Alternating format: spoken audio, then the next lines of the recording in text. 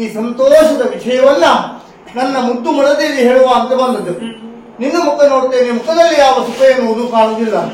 ನಾನು ಬೇಯಿಸಿಕೊಂಡದ್ದು ಹೀಗೆ, ಗಂಡ ಎಲ್ಲಿಗಾದ್ರೂ ತಿರುಗಾಟಕ್ಕೆ ಹೋಗುವಾಗ ಹೆಂಡತಿಯನ್ನು ಕರ್ಕೊಂಡು ಹೋಗದೇ ಇದ್ರೆ ಮನೆಗೆ ಬರುವಾಗ ಮುಖ ಇಷ್ಟು ದಪ್ಪ ಆಗ್ತದೆ.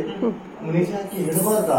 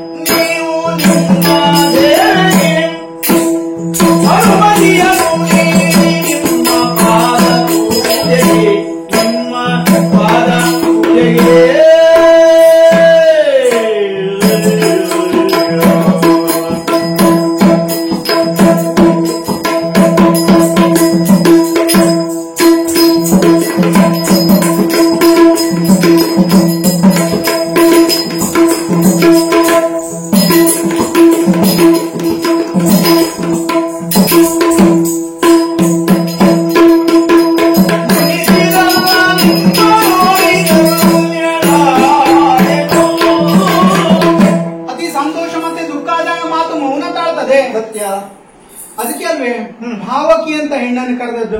ಬೇಗ ಭಾವನೆಗೊಳಗೆ ಹೋಗ್ಬಿಡ್ತಾಳೆ ಹೆಣ್ಣು. ಹೌದು, ಮತ್ತೆ ಮಾತೇರು ಅಂತ ಕರೆದಿದ್ದಾರೆ, ಮಾತಾಡ್ತಿದ್ರು. ಅದೌದು, ಆದ್ರೆ ಅದೇ ವಿಷಯಕ್ಕಲ್ಲ. ಮಾತೆಯರು ಮಾತೃತ್ವ ಎನ್ನುವುದು ವಿಶೇಷವಾದ್ದು. ಅದು ಕಲ್ಪನೆಯೂ ಮೀರಿದ್ದು ಸ್ವಾಮಿ. ಅದು ವಿಶೇಷವಾದ್ದು. ಆ ತಾಯ್ತನ ಉಂಟಲ್ಲ, ಅದು ವಿಶೇಷವಾದ್ದು. ದೇವರಿಗೆ ಸದಾಕಾಲ ಇರುವುದಕ್ಕಾಗುದಿಲ್ಲ ಅಂತ ತಾಯಿ ಸೃಷ್ಟಿ ಮಾಡಿಬಿಟ್ಟಿದಂತೆ. ತಾಯ್ತನ ಅದು ವಿಶೇಷ, ಅದು ಹೇಳಲಿಕ್ಕೆ ಆಗುದಿಲ್ಲ, ಅಲ್ವೇ? ಹೇಳಲಾಗದ ವಸ್ತು. ಖಂಡಿತವಾಗಿ ಆ ಬಾಂಧವ್ಯತೆ ಹೇಗೆ 270 ದಿನಗಳ ಕಾಲ ಗರ್ಭದಲ್ಲಿ ಹೊತ್ತವಳು ಕರಳ ಬಳ್ಳಿಯನ್ನು ಕತ್ತರಿಸುವುದರ ಮೂಲಕ ಮಗುವನ್ನು ಬೇರೆಯಿಸ್ತಾರೆ. ಆದ್ರೆ ಅಲ್ಲಿಗೆ ಬಾಂಧವ್ಯತೆ ಬಂಧನ ಹೋಗುದಿಲ್ಲ, ಸದಾಕಾಲ ತಾಯಿ ಮಕ್ಕಳನ್ನ ಹಾಗೆ ಅಲ್ವೇ? ಮತ್ತೆ ನಾನು ಭಾವನೆ ಒಳಗಾದ ಯಾಕೆ? ಗಂಡ ಸಾಮಾನ್ಯ ಹಾಗಿಲ್ಲಪ್ಪ, ದೇವಲೋಕಕ್ಕೆ ಹೋಗಿ ಸನ್ಮಾನ ಸ್ವೀಕರಿಸಿ ಬಂದಿದ್ದಾರೆ. ಅಲ್ಲಿಗೆಲ್ಲ ಹೋಗುದಂದ್ರೆ ಸುಲಭ ಸಾಮಾನ್ಯ. ಮತ್ತೆ ಯಾರಾದ್ರೂ ನನ್ ಗಂಡ ದೇವಲೋಕ ಹೋದ್ರು ನಾಯ್ದ್ರು ಅಂತ. ನನ್ ಗಂಡ ಹಾಗಲ್ಲ, ವಿಶೇಷ ಸಾಧನೆ, ಹೌದು, ಸ್ವಶರೀರರಾಗಿ ಹೋಗಿದ್ದಾರೆ. ಯಾಕೆ ಹೋದ್ರು? ಕಾರಣ ಏನು? ಸಹಸ್ರಾನಿಕರಾದ ನಿಮ್ಮ ತಂದೆ ಇದ್ದಾರಲ್ಲ, ಅವರು ಸಾಧನೆ ಮಾಡಿದ್ದಾರೆ.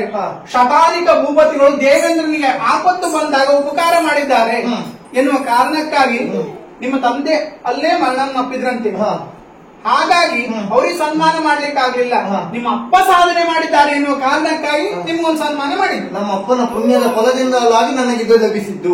ನೀವು ದಂಡು ಕಳೆದಿದ್ರಿ ಅಂತ ಅಲ್ಲ, ಆದ್ರೂ ಸಹ ಶಿಕ್ಷೆ ಹೇಳಿದ್ರು, ಆದ್ರೂ ಸಾಧನೆ ಮಾಡಿದ್ದೀರಿ. ಹಾಗಾಗಿ ಹೋಗುವಾಗ ಆಯ್ತು ಸ್ವಾಮಿ, ತುಂಬಾ ಸಂತೋಷ. ಹೋಗುವಾಗ ನಾನು ಬರ್ತೇನೆ ಹೇಳಿದ್ರೆ ನೀವು ಬೇಡ ಹೇಳಿದ್ರೆ ಬಿಡಿ, ಅದೆಲ್ಲ ಬೇಸರ ಇಲ್ಲ. ಹೋಗುದಕ್ಕೊಂದು ಯೋಗ ಬೇಕು. ಎಲ್ಲ ಒಟ್ಟಿಗೂ ಗಂಡನೊಟ್ಟಿಗೆ ಹೋಗ್ಲಿಕ್ಕೆ ಆಗುದಿಲ್ಲ ಅಲ್ವಾ? ಸಂದರ್ಭ ಹೊಂದಾಣಿಕೆ ನೋಡ್ಕೊಳ್ಬೇಕು. ಬಂದು ಕರ್ಕೊಂಡು ಹೋಗುವಂತೆ ನೀವು ಬಿಡಿ ಆಯ್ತಲ್ಲ ಹೋಗಿ ಬಂದ ಇದೀನಿ ಅಂತ. ಅಲ್ಲ ಗಟ್ಟಿ ಮನ್ಸು ಮಾಡಿ ಬರ್ತೇನೆ ಅಂತ ಹೇಳಿದ್ರೆ ಕರ್ಕೊಂಡು ಹೋಗ್ತಿದ್ದೆ, ನೀವು ಅಷ್ಟು ಗಟ್ಟಿ ಮನ್ಸು ಮಾಡ್ಲಿಲ್ಲಲ್ಲ. ಈಗೆಲ್ಲ ವಿಮಾನ ಬೇಡ. ಬೇಡ, ಅದೆಲ್ಲ ಬೇಡ. ಸಮಸ್ಯೆ ಬೇಡ. ಈಗ ನೋಡಿ ನೀವು ದಣಿದು ಬಂದಿದ್ದೀರಿ, ಸತ್ಕಾರ ಮಾಡ್ಬೇಕಾದ್ರು ಅತ್ಯಗತ್ಯ. ಹಾಗಾಗಿ ಹೀಗೆ ಬನ್ನಿ, ನಿಮ್ಮ ಸೇವೆಗೆ ನಾನು ಸಿದ್ಧಳಿದ್ದೇನೆ. ರಮಣಿ, ಹೆಣ್ಣಾದವಳು ಬಯಸುವುದೇನನ್ನು ನಾನು ಕಿರಮುತ್ತೈದೆಯಾಗಿ ಬದುಕಬೇಕು, ಅಲ್ಲದೆ ಕೊಟ್ಟಾರೆ ಕೊಡಿಸುವನೆ ಕುಡುಕನಲ್ಲದ ಗಂಡನೆಯನ್ನು ಹಾಗೂ ಅವಳು ದೇವರಲ್ಲಿ ಬೇಡಿಕೊಳ್ತಾಳೆ. ಪಾದ ಪೂಜೆ ಮಾಡುವಂತ ಅವಕಾಶವನ್ನು ಲಭಿಸಿದ್ದೇನೆ. ಜಗನ್ಮಾತ ಸದೋರ ಬದುಕಿನಲ್ಲಿ ಸನ್ಮಂಗಲ ಉಂಟು ಮಾಡಲಿ.